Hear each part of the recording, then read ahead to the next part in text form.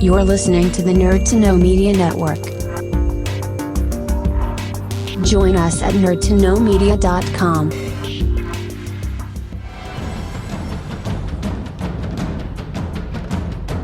Broadcasting from the Blanchistan Center, this is Phoenix FM. The internet is a communications tool used the world over where people can come together to bitch about movies. According to the Nerd Index, you should be upside down in a junior high toilet around the clock.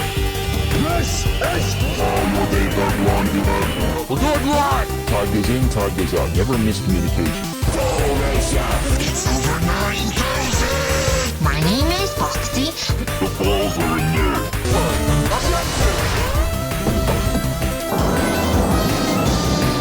Do a barrel roll. Don't face me, bro. It's a trap.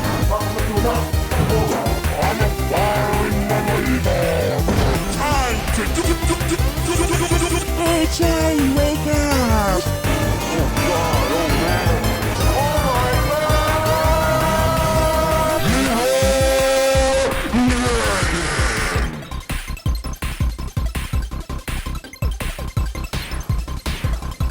Hello and welcome to this week's edition of the Nerd to Know Basis Show, airing on Phoenix 92.5 FM and all those wonderful places on the internet. I am Cian, and with me this week is... Hey, it's our... Hey, it's Kev. Well done, no flubs, excellent, well done. We have a lot of things to cover this week. We have somehow not talked about Ahsoka for 5 weeks, despite me being at the premiere for it. We also have, I believe, some scandal that Kev and Darragh are quite keen to talk about. But we'll lead with something a bit topical, which is that this week the Nintendo Direct has gone out. Did either of you watch it? Kev, you weren't watching it, were you? I didn't get a chance to. It ran the same time as my D&D game. You know, that priorities needs must.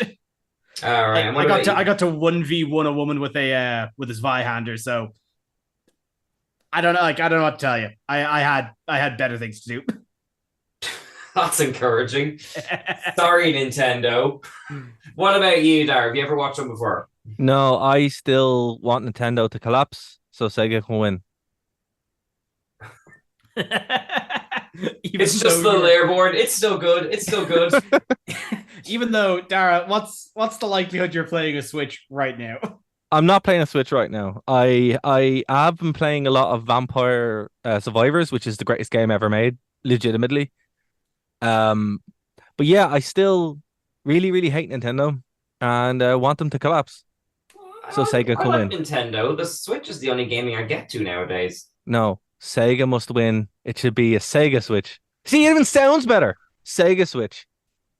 See, before we even get into, I know what's going to happen. Like, you're going to win this war, and you're going to have like these 3 giant like hard drives running it, and all that kind of stuff, and you're going to be like screaming over the sound of the fans. This is so much better. It is, though. Isn't this convenient? I mean, look, the Dreamcast, they went out with a blaze of glory that the ancient Greeks would write epic poems about. Ignoring the fact that Sega are still pretty actively losing money. Listen, we all make mistakes. Still, I mean, 20, 30 years after the Dreamcast, and they've had to shut down a bunch of arcades in Japan. They all make mistakes. My point is, if Nintendo falls, Sega can swoop in there. And so out of principle, my point is, I refuse to watch. Out of stubbornness. Out of principle. Go Apple, go Orange, go Banana. You have no idea how much it hurts me that I own a Switch. Give it here. No, I mean, I love it, but still, I'll ease that pain. I mean, it's so handy and effective and great, but I'm also like, every time Nintendo pops up, I'm like, oh. Yeah, but Darragh, now it gets even better, because you know what's coming out on the Switch? What? Trombone Champ. Oh, the best game. The bthis game. Have you seen Trombone Champ? No, is this like Power Wash Tycoon? No, so this is part of the direct. So we're on topic. Cian, believe me, we're on topic. I don't trust you, but go on. It's a rhythm game where you're this like like they're like Mies, but they're not quite playing the trombone. But the trombone itself is ever so off rhythm or like off key. And it's On just purpose? yeah. And like it's full of like old royalty free songs. Like there's a PC version that's modded that obviously has any song you could ever imagine because PC. But like the first song in the in like the base version is Old Grey Mare. So you open this game and it's like, yeah, play the game, and you play an off-key Old Grey Mare with these weird cutout things. I can't wait because my computer can't run anything. I need to get my hands on Trombone Champ. Oh my goodness. Well, if that doesn't shut down Sega, I don't know what will. Hold on a second. Listen, that hurts. Oh my goodness. That's literally kicking it while it's down. No, just this image of like, all of their assets and Sonic and all that kind of stuff, and some lad with a trombone comes to this whole studio and just collapses in itself. No, to Sega's credit, I'm playing both sides here. I do love to sit on my little fence. To Sega's credit, they won't entirely go under because the Yakuza franchise is fully just keeping them afloat. Yeah, it is very good actually. Yeah. Yeah, it is very, very good. They've got 2 games coming out like this year. Like, and you know what else is keeping them afloat? The Dreamcast. Still dreaming. It's all, people are still developing directly for the Dreamcast. Still, to this day. Yes, but people are also crazy. Crazy talented. Gotti. Oh man. Well, I knew it. I knew this would have nothing to do with Nintendo Direct. Can I just, because I know you're quite eager to talk about some mysterious thing I don't know about, can I just run through some of the titles that came out in the Nintendo Direct? See, I set you up there for a nice transition to talk about a development engine, but that's okay, Keen. We'll save that one in a minute. You can be like, well, speaking of development. No. No. The thing about a segue is you have to segue from the first point that we never got to. Oh my god. Oh, it's not just the destination, it is also the point you start at. Oh god. Very academic. 201 shows, folks. Life is a highway, but you have to start. Speaking of highways, they've released so far F-Zero 99. The part of their rollout. The amount of people who are so upset about this. I don't know anything. I know like the franchise. I tried to play it. I couldn't really get my head around the controls. Why are people upset about it, Kev? Well, it's more the fact that like I think the last F-Zero game was the GameCube. Okay. So and like this is a franchise that Nintendo has been like silent on for, geez, what was the GameCube, like 20 years ago? Yeah. See, Sega would never do that. Dead silent on it, except for adding Captain Falcon to Smash. Yeah, that's my only point of reference for it. And out of this nowhere direct, they're like, an F-Zero on the Switch, and everyone goes wild, except it's a battle royale. I was like, what? See, I'm still waiting for Mario 35 to come back. Nothing's ever replaced that for me in terms of these kind of free release things. That's the other thing. It's like, I'd say it's a combination of like progressing that, because you have that, the Tetris 99, the Pac-Man 99, and also probably testing the waters of, well, do people still like F-Zero? Needs more salt. Well, I mean, look, I may give it another try. The big one seems to be Paper Mario: The Thousand Year Door, which is that going to the Game Boy Advance emulator, or is it a complete remake? Like, it looks like, I don't think it's a remake, like in the style, because it's funny actually that they're doing both of them at a very similar time, because there's the Super Mario RPG one, which is a full remake where they're completely recat, like where they've fully redone the models, like that's built from the ground up in a new engine. It looks like it looks like Paper Mario is just a remaster, right? But it's just porting straight to the Switch. Is that the Bing Bing Wahoo? You're gonna need to elaborate. It is. Paper Mario is like Bing Bing Wahoo every time he like collects stuff, isn't it? I mean, you're probably right. See, I don't know. This I just know it as like the kind of turn-based. This is why I don't like Nintendo, right? I think they have terrible franchises. Wahoo. Yeah, it's just I just think they're very childish. I'm like, well, that's what I like about it, though. I like that it's quite child-centric. Who would you rather have, Keen? Right? A badass hedgehog that runs really fast and eats chili dogs and may or may not be Michael Jackson, or a plumber who says "Bing Bing Wahoo"?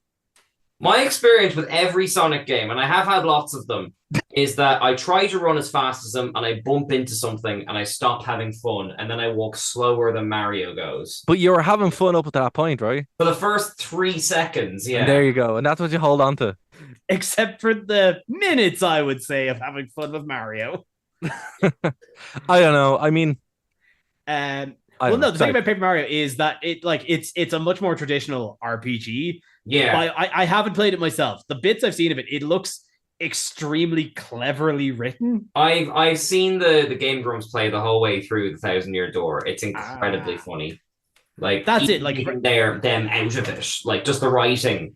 Like there's an entire thing where there's a town square and Luigi. You have a party of characters. Luigi isn't in it, and you can go to the town square every chapter and talk to Luigi, and he'll go, "Oh, hey brother, can I come with you?" Okay, all right. No, okay. And then you can come back to him and like, "Oh, I'm having my own adventure with my own friends. Do you want to hear about it?" "Oh, you're busy." Okay. You know who would never do that? Sonic. No, I think Sonic would do exactly that. He didn't. He's always there with Tails, having a laugh. All the lads. I don't know. I've always gotten a belligerent vibe off of that hedgehog. Oh yeah, no, he is belligerent, but in a nice way. Like, you know, like a drunk friend who you're like, "Hey man," they're like, "Hey," you know? Yeah, no, you know, like a drunk friend is like, "Hey buddy, you need to get some help." He just likes chili dogs. Okay. Right. There's nothing wrong with that. We don't judge here on Nerd to Know Media. I will throw out some titles that just caught my eye. So there's a Luigi's Mansion. It says 2, but that seems wrong to me. No, I have like the third one. No, it's a re-release of 2. Re-release. Okay. 2 is actually really good. I do like Luigi's Mansion a great deal. I wasn't sure if it was like the sequel to the third one. There's Princess Peach Showtime. There's WarioWare Move It. Curiously, Super Mario RPG. That's its name. Okay. Yeah, no, that's the Super Nintendo game. They're fully remaking that. That's another Super Mario turn-based game. They announced that I think over the summer. Like that was one of the big things, right?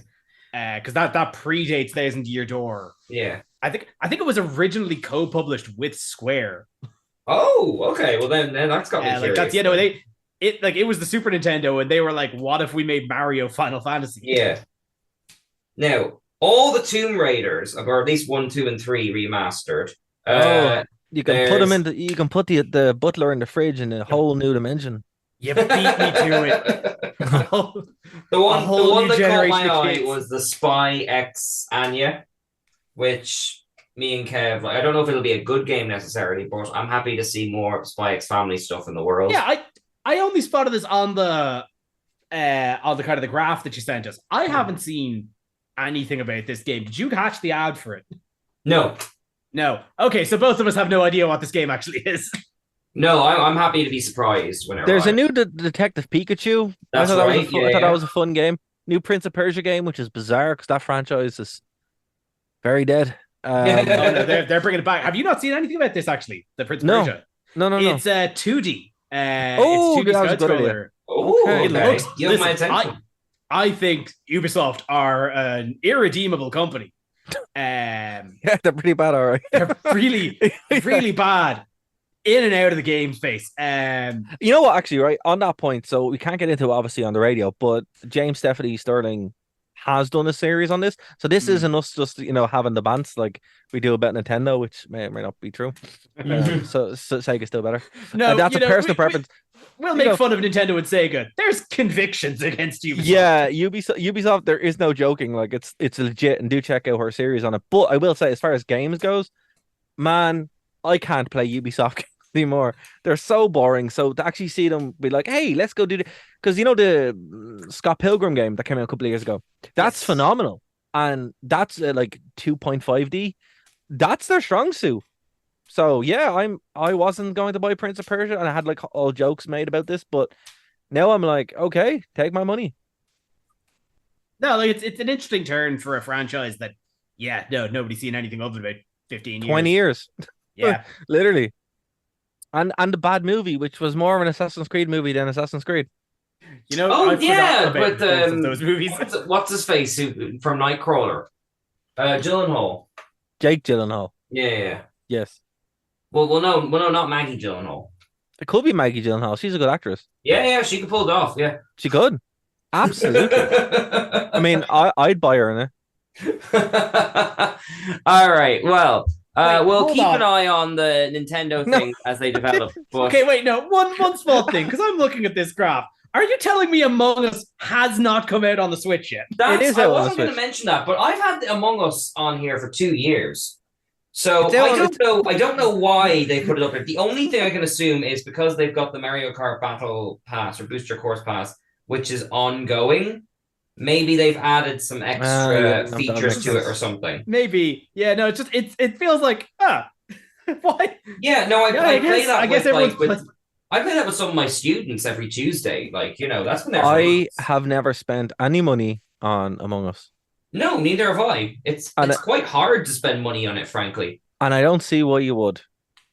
Well, I mean, if you like something, I think it's perfectly acceptable to give money to it. And to be honest, I'd rather, if money is going into a game, I'd rather it was going on accessories than like things locked behind paywalls. Yeah, Like, that's a that fair kind of point stuff. too. I find that much more wholesome. So, if there has to be transactions, I'd rather, it feels more honest for it to be stuff like that, Yeah, I mean, that's fair too. But sorry, I'll get off my high horse now. There is something I'm dying to hear from the two of you. You got really excited, even though I can't see Darragh's face. I can tell both your eyes lit up when you were about to talk about this before recording. So, what is this wonderful, horrible, potentially scandal you've got to tell me about? It's ongoing. I'll say that much. Kev, I'm going to yield the floor to you in a second, but I want you to give me kind of a because I know a little bit about what's going on. Okay. I think you probably have the better idea, or at least the better knowledge to like explain what a Unity is. Okay. All right. I tell you what. I'll run through it, and if I miss anything, ask questions. Okay. So And talk slowly. I've no idea what this is. Okay. So Unity is a game engine, right? So every game that's made uses a game engine, right? So what that basically means is, it's a bunch of code that can be manipulated or used to build something on top of, right? That's the best way to look at it, right? Every game uses a game engine, no matter what it is. Any game particularly modern games specifically. Is this for everything or just for everything? online? No. Every single game that you play, and going all the way back, there's all different kinds of ones, but obviously they've grown in complexity, etc., right? So there's two main ones at the moment. One would be Unreal, which is by Unreal, or Epic rather. And they have the Unreal Engine, and the other one would be Unity. Now, Unity is free or was free for a long time. So is Unity. So is Unreal. And there are like other engines as well, like Frostbite, etc., CryEngine. There's loads of different ones, tons of them, right? But what's interesting about Unreal and Unity is they have been free for people to download, make their projects, products, whatever on, and then sell. So some of the games that have made in Unity, like we've had a developer of what's a tech support simulator. We had him on the show here. That's built on Unity. Among Us is built on Unity. Cult of the Lamb. Okay, so it's kind of like the list goes on of and on. Free available like software, basically. Yeah, not every engine is free. What happens is a lot of companies will use them for a while and then be like, all right, go on, you can use it. And some will have a price, some will have a fee, some may not. Up until now, Unreal is still the same. It's off there. It's completely free to use.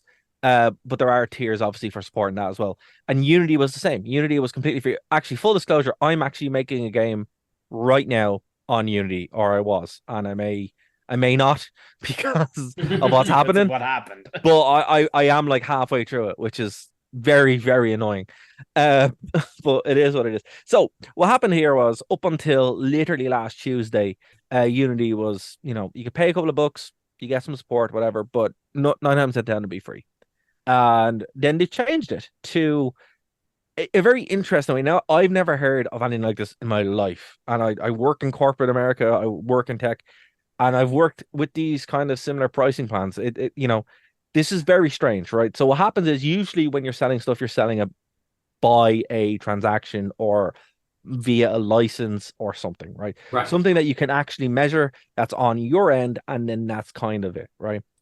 What they did is instead of charging you a license, and again, this is through all the tiers, the free tier, the semi-pro tier, and then the professional tier, which it's less as it goes through, but everyone gets charged here, which is very, very interesting. I've never actually seen that before.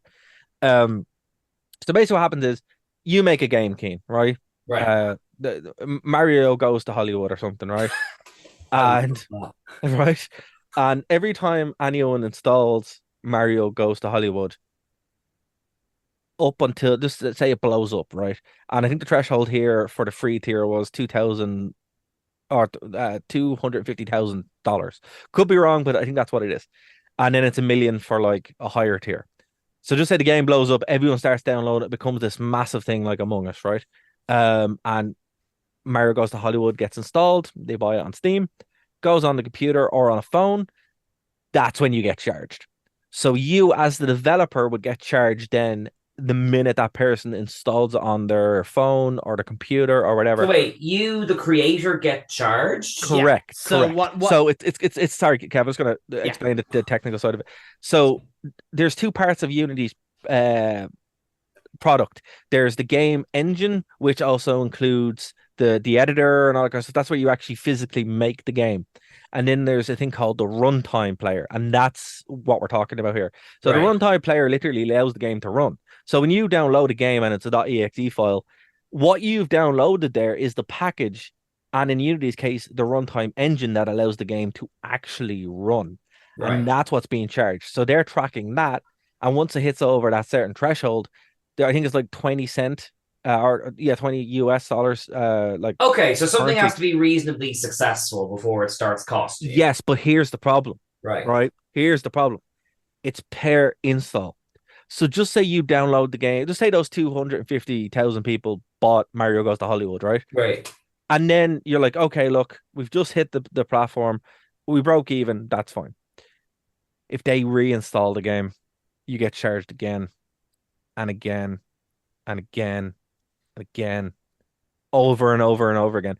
So every time that game is installed, you get charged. And that's the problem. So what can happen here is obviously just people reinstalling the game, having it on multiple different computers or platforms. Right. So you're not buying it again, but you are being charged for the installation of it 2 or 3 times off the same purchase. No, you're not being charged. Like the consumer isn't being charged. That's what I mean, though. Yeah, the developer's being charged. Let's say I developed a game and someone paid some money for it, and then I got charged for the installation. Yeah. Every time they reinstall on different devices, they're not buying it again. Yeah. So, right. Yes, so exactly. Okay, I'm with you now. Right. And also as well, hold on, I'm going to let Kev jump in 1 second. The other part of this as well, because it's like that, this can be exploited by spinning up virtual machines and doing like campaigns where you buy the game and then like install it on like I can write a script right now that will spin up virtual machines on Docker, install the game hundreds of times, just in about 20 minutes. Right. And that can be used to destroy developers. And they're the concerns that I've seen. Kev, I don't know if I've missed anything, but out of my research on this and of the people I've either watched videos on or read, they're like the 3 main concerns. That's the big one. Just kind of to clarify a couple of things. So this was supposed to come into place then in January. Yeah. So it wasn't last Tuesday this happened. They no, announced this it, when the news and then broke. it's going to be coming into place. So it wasn't this way before. This is a recent development. Oh yeah, this is new. Okay. And on top of that, all of these charges are also set to be retroactive. Oh yes, I forgot about that one. So Yes, people that's who released a true. game Yes. 10 years ago on the Unity engine Yes. will now also suddenly get a bill for millions because that game has been downloaded several million times. That doesn't Yeah. sound legal. It's okay. Unity deleted their terms of service from GitHub, Yeah. so it's not legal. It's just very terrible. Yeah, like it's just immoral. It's just immoral, yeah. And you can see why this became such a big thing because it is. Yeah, because like it is, as Darragh said, one of the two biggest. This like, is literally open Homer source- going to the Van Houtens asking for extra money for the elephant. Yeah. Yeah.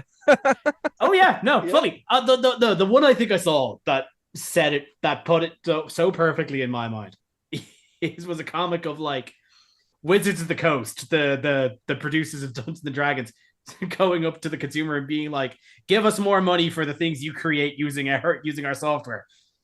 The consumer be like, "Absolutely not. That's a stupid thing. We're not doing that." And Wizards being like, "Okay, no, you're right.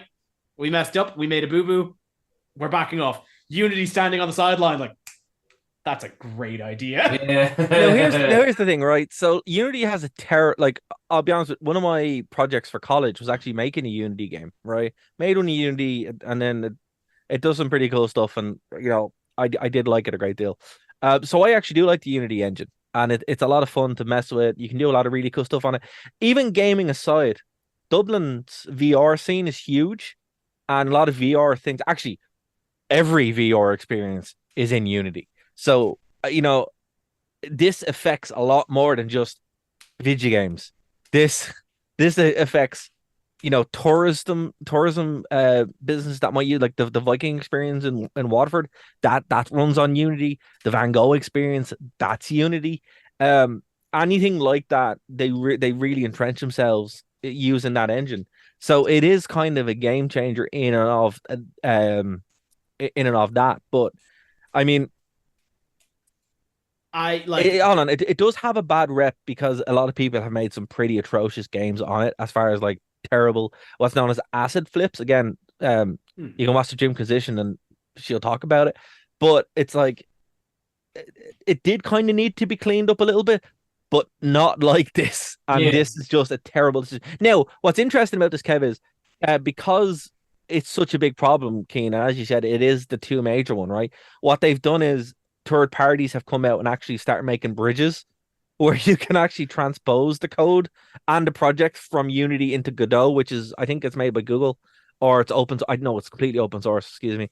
And so then there's literally like copy and paste them in something else. Well, it more converts them into Godot or into Unreal, which is what I was researching, because as I said, I am literally in the middle of making a game in Unity, so I was very annoyed when it happened. Yeah, I've seen a couple of people putting up guides. I'm like, okay, step to step. Here's how you're transferring your whole project that 2 years on, your whole project into it, into Unreal 5. Because I mean, it was so bad at this point that like the developers of Among Us were like, and actually, Among Us said we're gonna move, and Cult of the Lamb were like, we're flat out deleting the game in December because we do not want to be charged. And I have heard there's some kind of rollback on this. Now, literally today we're recording this on Wednesday, so there has been some kind of rollback. But listen, what I'm hearing on this, and this could change, is that people are like, we know what you were going to do. We cannot trust you now, and they've broken the Unity in 1 week have destroyed their entire business purely out of wild greed for no reason. Yeah, no, because like that's when they first announced it. When they first announced it, there was no kind of there was very little like clarifications to a lot of things. There was no discussion of, okay, well, I gave my game away for free. Do that mean I get charged per install? My game is on a subscription service like GameStats. Game Pass, Humble Bundles, all that kind of stuff. Yeah, like does that mean we get charged because we literally earned we had a piracy deal as well with Microsoft. Piracy as well. Yeah. Well, like my game was in a charity bundle. Where did the money come from for that? I think they've clarified on some of those points. I think I think free games, they're not obviously getting charged. They've said that. Charity bundles, same again. I think they said that like if your game is downloaded through Game Pass, it's Microsoft who have to foot the bill. Yeah. And that's the other thing. They're also going after the big companies, and that's where they're just going to get stomped. Yeah, Because they're I going to mean, send a billions bill to Microsoft, and Microsoft is just going to say no. like, look, listen, there's no reality where this ends well. Like, well, can I ask, is this like, why now? Is this just a greed thing, or Yeah, okay. So look, we can only speculate, right? Okay. There's footage gone around, or audio gone around rather, of the current CEO of Unity saying some pretty egregious stuff about, trying to sell an extra magazine to someone playing an FPS game. In that's him. That's him. Now, what's interesting about this is the same guy was running EA when everybody really started to hate EA. So I mean, I'm kind of like, you hired that guy, and it makes sense because a lot of the really egregious stuff that happened in EA, like anti-consumer stuff, happened around this guy specifically. Again, you can literally watch the Jimquisition where she goes through all of it. And I would encourage everybody to do so because, again, we're just reporting the facts as they were, not kind of saying anything ourselves on that. But I mean, this is spectacular because, like it is kind of like they set the entire business on fire, and there's no coming back for this. They can't. It's done. It is game over. Like, what they'll probably do is they probably will roll back and be like, look, everything is just kind of forget about it. But anyone who's made, and that's probably grand for 99% of people. But I think what's going to happen is so many people have either started the process of migration or are so annoyed by it that they will move to Unreal or Godot, which, look, Godot is a bit weird. I'm not a big fan of it myself personally, but it's huge. People are like, yeah, this works. So I think Unity have gone from being probably the main engine to easy 3 or 4 now. Yeah, no, like, because again, to parallel a very similar scenario, as I mentioned with Wizards of the Coast earlier, not quite as vitriolic. Wizards got a lot of hate. Like, there was a big backlash to them trying to monetize actual play creators for creating things in D&D. And that's a story we talked about several months ago. But they reeled back and said, no, okay, we're not doing that, full stop. And also, here is the base rule set for free out in the world. You can use that as like open source. Yeah. And that's so the only way I could see Unity coming back from this at all is being like open source. Unity's free. Everything on Unity is free now.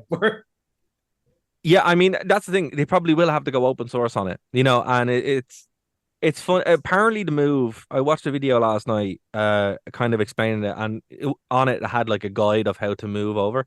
And the guide that shows you how to move over is by Unity's not Unity per se. There is like a metrics business that owns Unity, and their main competitor are publishing are publishing the guide. So they've kind of outplayed themselves here. Now, I think it's more constructive to be like, how can Unity come back from this? Open source is definitely one, right? But what I would like, as somebody, like, I'm not a professional game developer. I never claimed to be, right? But I like making games. Like playing games, it's fun, right? But what I would like to see here, and what I would even pay for, Unity should ship it free. It should be open source, but they should have some kind of level of support into publishing where you can actually have that kind of ramp eased, and then it would also allow them probably to filter out a lot of the garbage that is in Unity, or not in Unity per se, but is made with Unity. Like, you go through the Steam store and there's some absolute terrible games. So, I think they went for the big shiny dollars, but didn't realize, that's why they're there, because you don't touch them. It's like a fairy fort in Ireland. You don't mess with a fairy fort, bad things will happen. And I think that's what they kind of went with. There's a reason why we built a motorway around one. They've gone through it. And I think like this CEO was like, oh, let's just, charge just insane transaction fee, which cannot be regulated, cannot be monitored. It's crazy, And where this actually comes from, and again, it's something I didn't think about until it was brought up. Reddit did a similar thing at the beginning of the year or middle of the year where they charging for an API call. So a lot of third-party developers just had to stop using Reddit apps because it was costing way too much every time they were querying the API. Which, I mean, look, that's fair enough. The Reddit app is kind of okay. I know Bryn is screaming and pulling his hair out because he preferred the third-party one, but Meh.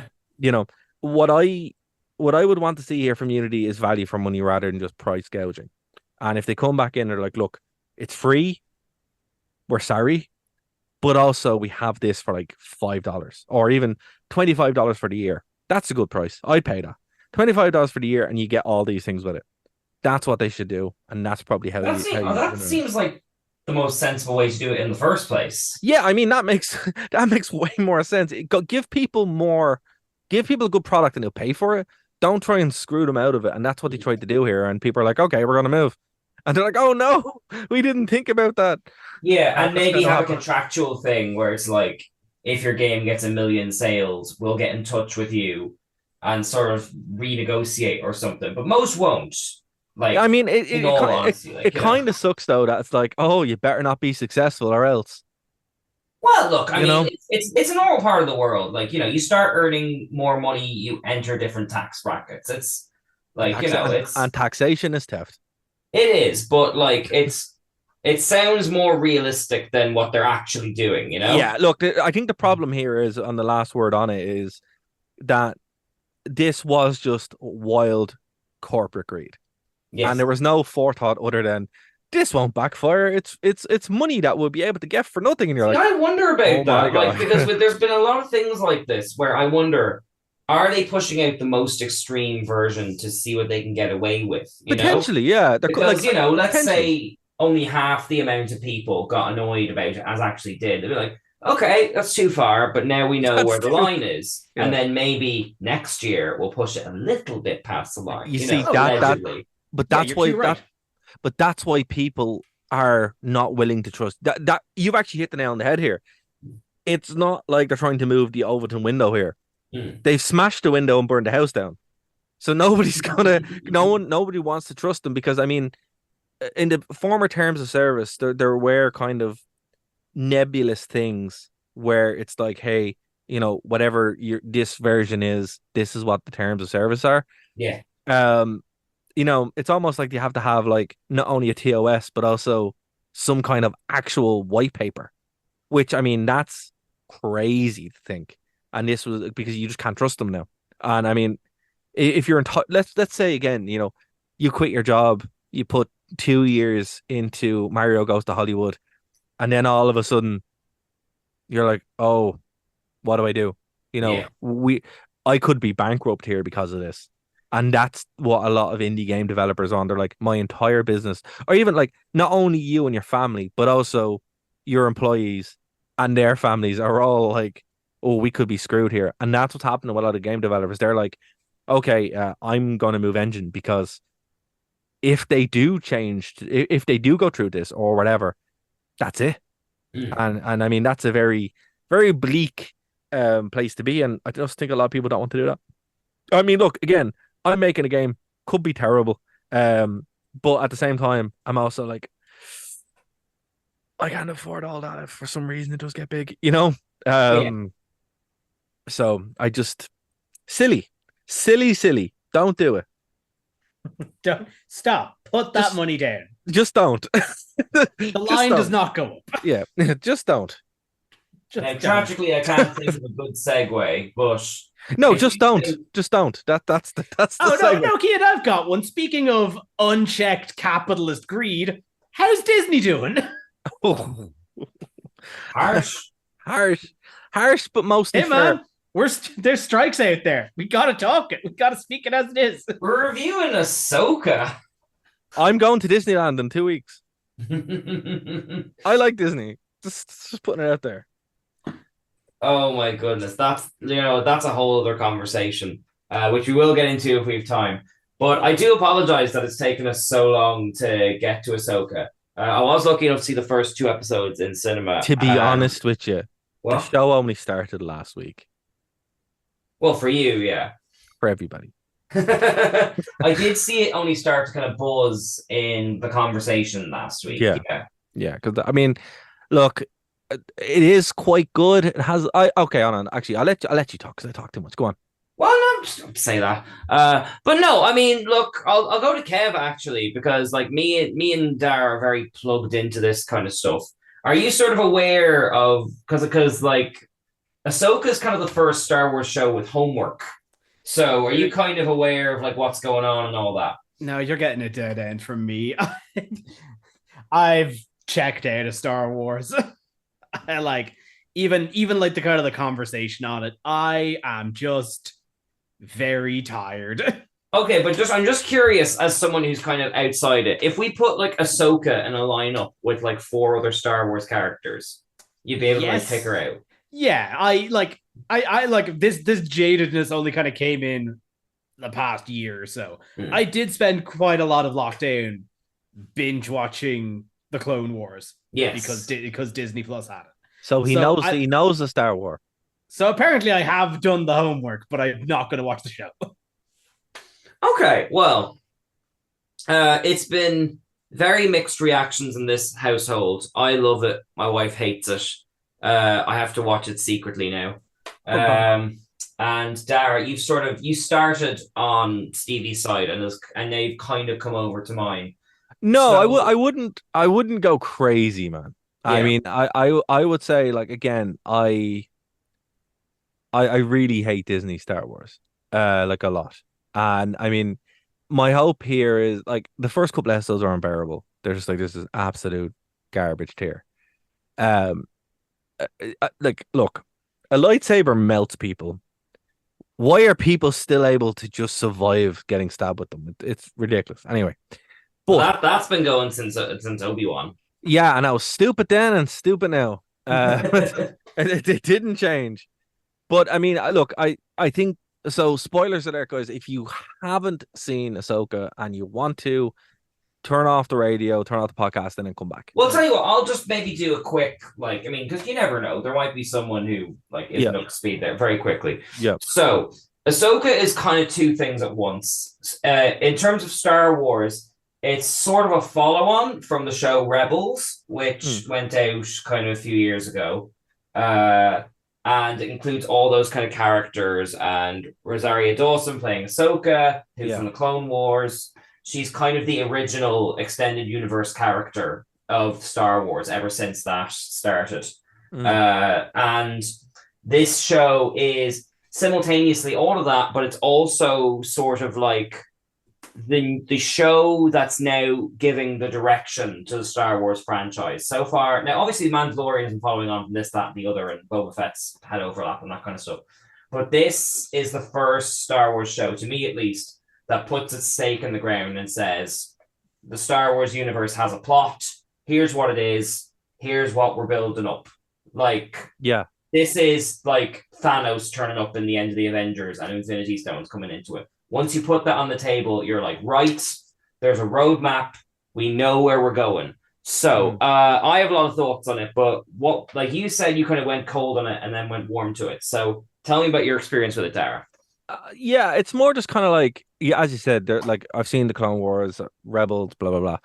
That's all grand. It's more kind of like, we went from like we've been here before where the Mandalorian has kind of, you know, got everybody to like Star Wars again, and then Lizzo shows up and it's like, oh my god, and that's it. Like I've been out of Star Wars since Lizzo showed up. I just couldn't. I was like, we are done.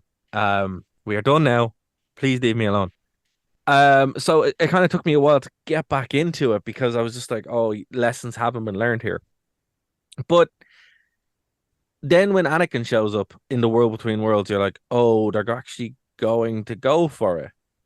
And I mean, they have the opportunity here to, like, we've made jokes that they just wiped the sequel trilogy.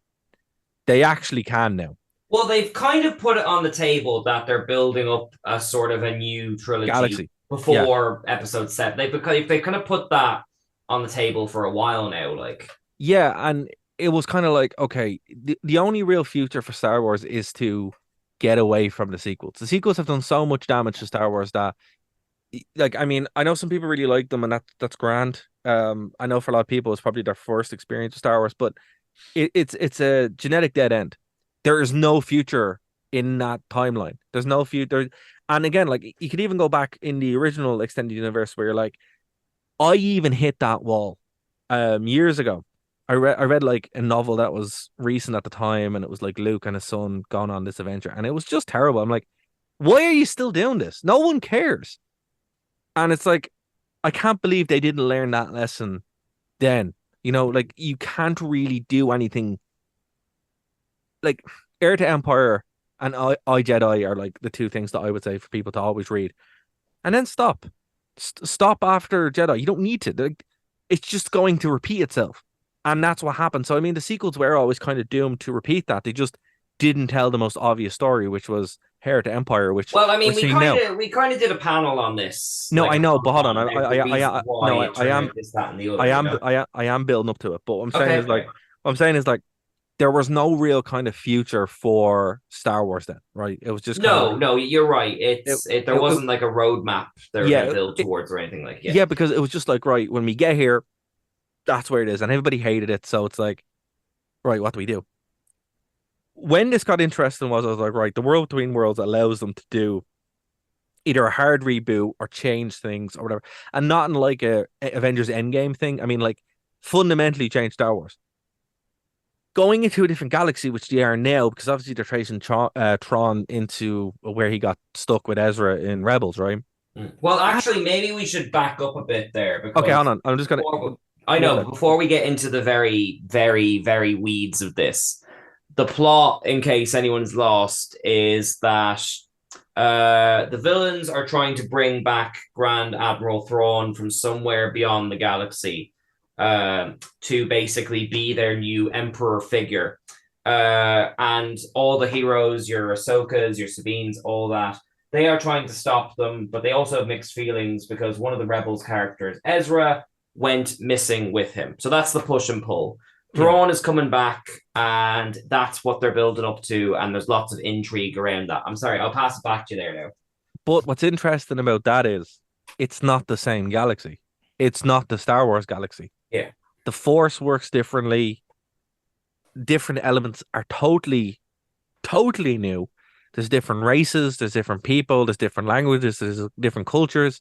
Oh yeah, I mean, this episode set outside the universe is gorgeous. Exactly, it's Dune, the Denis Villeneuve one. It is a completely different like Star Wars was dead. Now it's actually not, and they never have to go back to the Star Wars galaxy again. No one would care. This is what we wanted. The next episode's going to be on Tatooine. I know, yeah, but this is what I'm saying to you. But this is what I'm saying to you. For years, everybody's like, please just move away. Because I mean, it was the exact same thing when they did the Knights of the Republic thing, where it was based thousands of years in the past or in the future. The key to Star Wars is get away from the Skywalkers. Don't be near them. Now, it was great to see Anakin. I would like to see an Anakin like more of like flashback kind of thing, maybe in because like let's give a shout out to Hayden Christensen. Unbelievable. Really, because like he had the unenviable job of not just coming back when for a long time everyone hated him, but he's also essentially playing the Clone Wars version of himself, which he didn't act in the first place. Yeah, but what I mean is like he has to inhabit a whole new character that's been created for someone else. Now, it was based on him in the first place, but still, that's a lot of research to inhabit and like on top of everything, But the point I was making was that the past here on Star Wars, they can actually do it. Like the prequels, they can do, character studies, flashbacks, and all that kind of stuff. But the future Star Wars cannot be a Skywalker. It has to be somewhere else because it's boring as all hell. You will just loop back around. And the further away to get away from those sequels, the more Star Wars-y it will be. But what I don't want to see, and what will finish me completely on the whole thing, I'm going to be honest with you, is if it ends on Tatooine, looking into those suns, I'll be like, no. Just no. We are done here now. Well, I mean, that's where the Mandalorian's mechanic friend lives and Boba Fett and all that. This is what I'm saying. You don't need any of that. That needs to go. Like, the days of that have well and truly come and gone. Well, look, I don't think it needs to all go. It just can't be the hook, If it's there organically and you're not leaning on it like a crutch, it's fine. Like, Tron's entrance is my favorite thing in Star Wars I've ever seen. Oh, wasn't it gorgeous? Like, Kev, It's I wish you'd seen it. and Like, I'm like, why wasn't this in the? What were you doing? and this is not like I know it's Disney, but it's still a TV. Like, I mean, like, first of all, like, let me just hold on a second, Ken. What were they doing? If this had been in any, people would have been like, people throwing dump trucks full of. I would have given them all the money I have. I would have seen it 14 times. You know, No, it's like, what I were mean, you doing? it's worth taking the blocks of what happened in this episode, which is that it starts in a whale graveyard in space, then goes to like an ancient witch temple thing, which looked gorgeous. There's all these like ancient buildings and smoky skies, and then you have the Star Destroyer landing on top of it, and all these like stormtroopers painted in these like red samurai-ish stripes and those like kind of pale Spartan like China doll looking faces, and like it's you hit the nail on the head. It just feels very alien and outside of everything, and I was very worried about the visual representation of Thrawn, but they seem to have done it well. The eyes especially are a very piercing red, which I was very worried it would look like he's just been painted blue, like, you know, after the fact, and it'd be very awkward because like Thrawn is a hard character to kind of capture. Yeah. I say that as someone who's dressed as him, you know. It's very impressive. So like very I think they've done it well, like, you know, and it does feel like it's, I guess, similar vibes, maybe to keep bringing Kev here. I guess similar vibes off this now to the third season of Picard, where it feels like now it's being made by people who do really seem to care.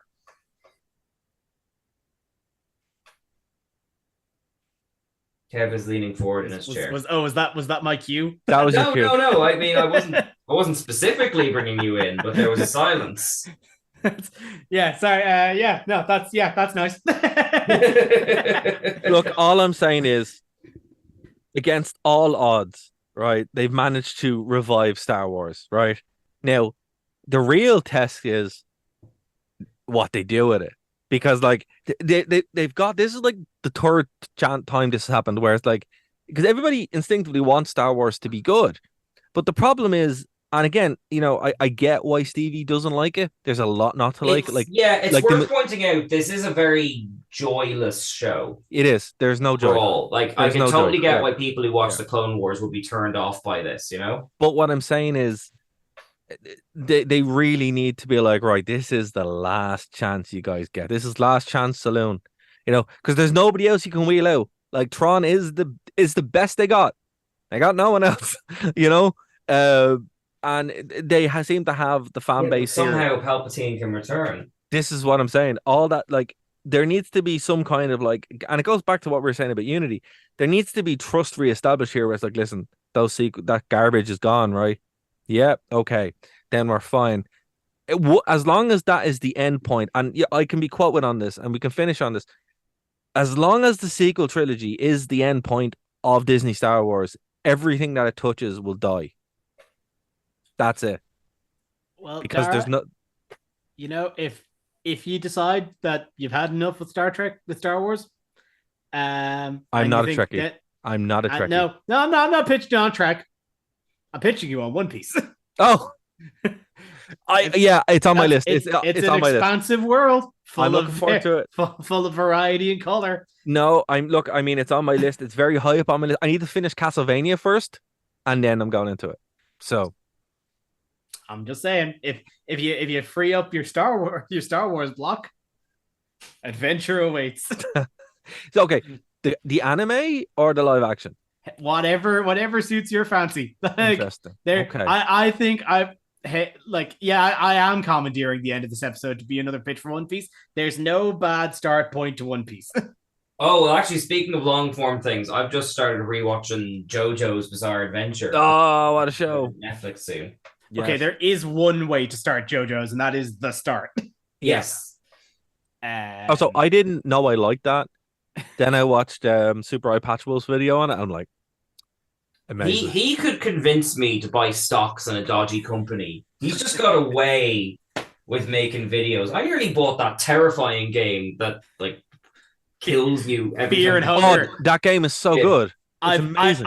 I knew I wouldn't want to play it, but that's why I watched several hours of YouTube videos. No, outlining the plot. I played it. You guys are missing out. It's really fun.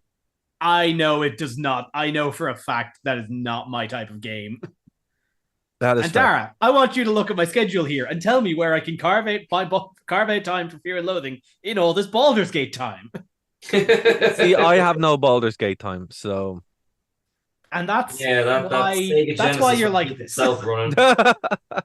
no, I will have to say, real quick, if the people listening want to grab Marvel's Avengers before it disappears forever, grab it now because it's going to be listed in like 10 days. So it's like €3 on Humble Bundle at the moment and like a $5 on the PSN store. So on that note, we've 30 seconds left. Kev, is there anything you'd like to say or plug? I spent 3 hours in a boss on Baldur's Gate before getting on here. That game absolutely slaps. Don't like it's been my life. And I can't stop thinking about it. I will say, if you're doing any sport or martial arts, make sure you warm up and cool down afterwards. It's extremely important.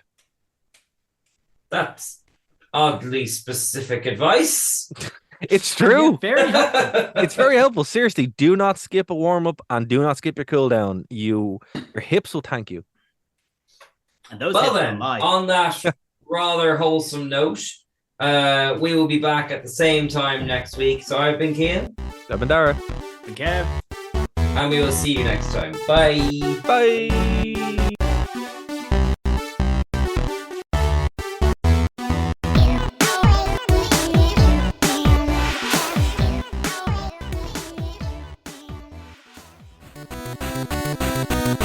Thank you for listening to a Nerd to Know Media production.